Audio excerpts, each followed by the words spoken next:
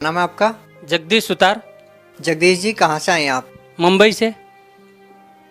मुंबई महाराष्ट्र से आप जुड़े हैं, संबंध रखते हैं। संत रामपाल जी महाराज से कैसे जुड़े आप? सर ऐसा है, मैं 2004 में मेरा एक दोस्त था, तो उन्होंने बताया कि संत रामपाल जी महाराज पूना में आए हुए हैं, तो बहुत अच्छे महापुरुष है। तो मैं बोला आप आ जाओ, एक बार सत्संग सुनो उनका, आपको अगर अच्छा लगे तो फिर आप नाम दीक्षा लेना। तो मेरा क्या हुआ कि बहुत लेट पहुंचा, सत्संग पूरा हो चुका था, तो मैं थोड़ा लेट पहुंचा। तो जब सत्संग पूरा हो गया, मेरे नाम लेने की इच्छा हो गई, क्योंकि गुरुजी से मिलने को गया, रामपाल जी महाराज से, तो नाम दीक्षा लेने की इच्छा हो गई। तो मैंने बोल दिया मेरे को नाम तो दे दो। तो बोला पहले किससे जुड़े थे? तो मैं पहले जुड़ा था मैं आसाराम जी बापू से।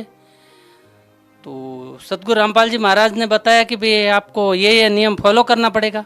तो बोला जी करेंगे। तो मैंने 2004 में सतगुरु रामपाल जी महाराज से नाम तो ले लिया। फिर उसके बाद में सत्संग नहीं सुना था, किसी के कहने से मैंने तो नाम तो ले लिया। फिर नाम लेने के बाद में मैं घर गया, 7-8 दिन सतगुरु रामपाल जी महाराज की जो बताई हुई भक्ति विधि थी उनके अनुसार मैंने भक्ति की। धीरे धीरे जैसे सतगुरु रामपाल जी महाराज ने मेरे को जो भक्ति बताई थी वो भक्ति मैं करता रहा, 7-8 दिन किया और फिर मैंने वो नाम छोड़ दिया। तो भक्ति छोड़ दी, तो छोड़ देने के बाद में फिर से वापस वही जो पहले करता था, आसाराम जी बापू वाली भक्ति करना चालू हो गया। तो आसाराम जी बापू वाली भक्ति करते करते मेरे कष्ट वापस जैसे के तैसे चालू हो गए। तो मैं बहुत दुखी होना चालू हो गया। क्या क्या कष्ट आए आपको?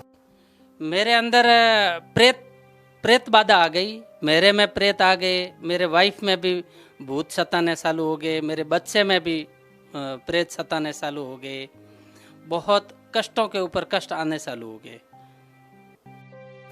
उसके बाद आपके ऊपर क्या बीती? आपने संत रामपाल जी महाराज से नाम दीक्षा ली और कुछ दिन करने के बाद आपने वो साधना छोड़ दी और फिर आपने आसाराम जी से नाम दीक्षा ली और उसके बाद फिर से आपको वो प्रॉब्लम आनी शुरू हो गई जिन भूत प्रेत की बाधाओं से आप पहले ही पीड़ित थे। तो उसके बाद आप संत रामपाल जी महाराज के शरण में कैसे आए? फिर क्या हुआ कि मैं कति प्रेत बाधा सताने लगी, तो मैं इधर उधर भटकने लगा सब संतों के पास में। कोई मंदिर गया, कभी रामदेवरा गया, कभी ओसियाँ गया। ओसियाँ भी हमारे कुलदेवी माता है, वो बोलते हैं कि वहाँ जाने से ठीक हो जाओगे। तो कभी किसी ने बताया कि रामदेवरा की जाके उधर अगर प्रसाद चढ़ा के आ जाओगे तो ठीक हो जाओगे, उधर भी गया। उसके बाद में मैं एक इधर जालोर साइड में एक और स्थान है, वहाँ पे भी एक कोई संती है, उनके पास में भी गया। उनके बताई हुई साधना के अनुसार भी मैंने भक्ति की। फिर भी मैं दिन ब दिन कंडम होता गया, मेरा मतलब शरीर एकदम सूख गया। मेरी वाइफ का भी शरीर कति कंडम हो गया। मेरे बच्चे के अंदर मतलब ऐसे प्रेत आते थे, तो वो मतलब जैसे बैठा बैठा अगर बिस्तर पे सोया है और सोए सोए को एकदम ऐसे दर्द होता था कि 2-2 फुट ऐसे ऊपर कूदता था।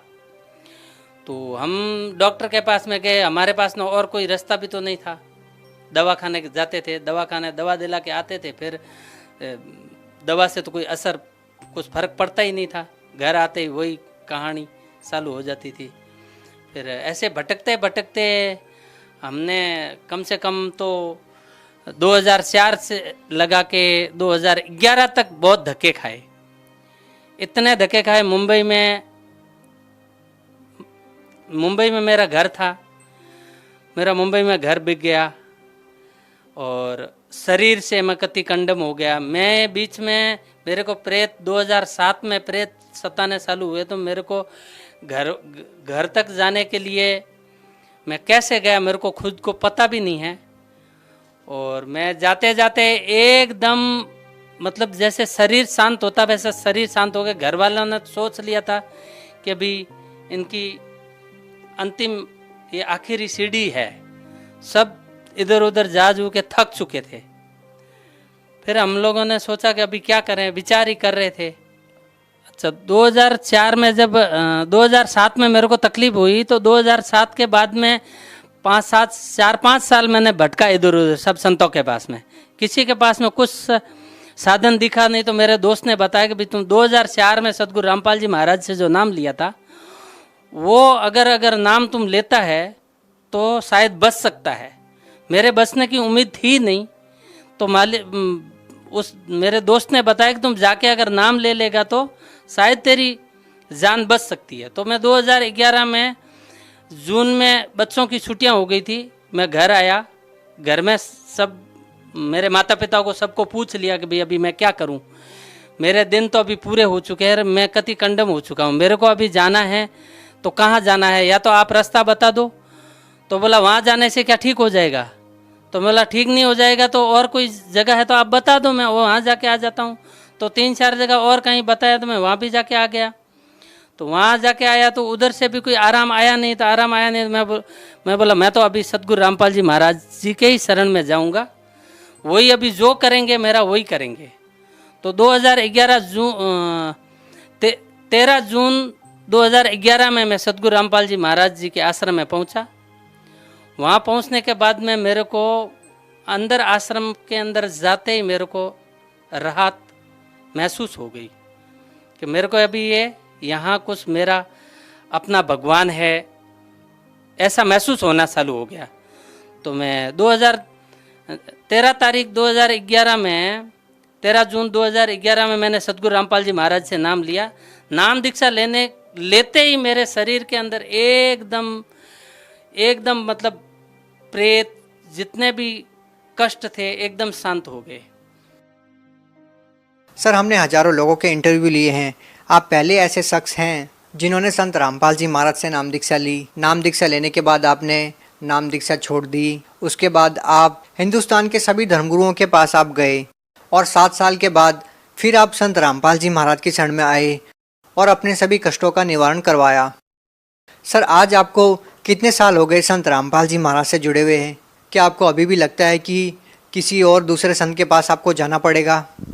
मेरे को आज तो क्या, मेरे जब तक ये शरीर में सांस रहेगा तब तक भी मेरे को और कहीं अदर जाने की इच्छा भी नहीं होती है। सर, क्या कारण है कि आप पहले वो शख्स हैं जिन्होंने संत रामपाल जी महाराज से नाम दीक्षा ली और छोड़ दी, और जिस दूसरे संत की शरण में गए? अक्सर हम देखते हैं कि जो दूसरे संतों से नाम दीक्षा लिए हुए होते हैं वो संत रामपाल जी महाराज की शरण में आते हैं, लेकिन पहले आप ऐसे शख्स हैं जो संत रामपाल जी महाराज से नाम दीक्षा लेने के बाद दूसरे संतों के पास गए और फिर 7 साल बाद दोबारा संत रामपाल जी महाराज से नाम दीक्षा लेते हैं। आखिर आपको नाम दीक्षा क्यों छोड़नी पड़ी?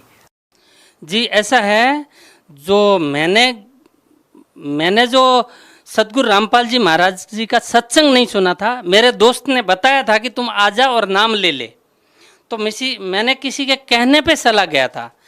सदगुरु रामपाल जी महाराज जी का ये सत्संग और ये गुरु जी का ज्ञान ऐसा है कि जिसको अगर ज्ञान के जरिए अगर कोई परमात्मा सदगुरु रामपाल जी महाराज जी के शरण में अगर पहुंचता है तो वो शख्स जिंदगी में कभी ये सोच नहीं सकता कि मैं सदगुरु रामपाल जी महाराज को छोड़ के अदर कोई संत के पास में जाऊं, ऐसा कभी लाइफ में वो सोच नहीं सकता।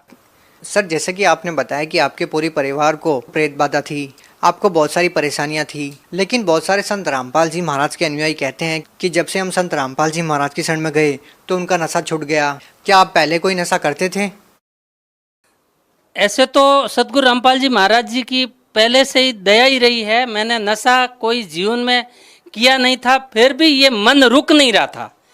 कहीं न कहीं कभी न कभार वो कुछ न कुछ गलती कर बैठता था, कभी दारू पी लेता था, तो कभी बियर पी लेता था, कभी किसी के साथ में गलत कर्म भी कर देता था। लेकिन जिस दिन से परमात्मा 2011 में सदगुरु रामपाल जी महाराज से जुड़ा, उसके बाद में तो परमात्मा ने ऐसी दया बख्शी है कि मेरी मन की इच्छा ही नहीं होती है कि मैं अदर कोई संत के पास में जाऊं या नशे के आसपास पे भी जाऊं। सर, धन्यवाद।